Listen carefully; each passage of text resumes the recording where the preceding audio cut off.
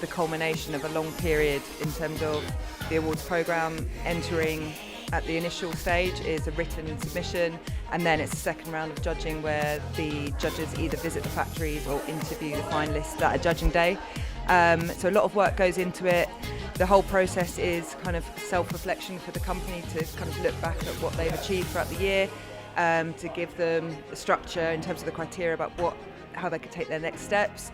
So the awards ceremony is really about celebrating that kind of reflection that they've made, and hopefully if they're lucky enough to win, having a great evening with the accolade of being a winner of the category that they've entered.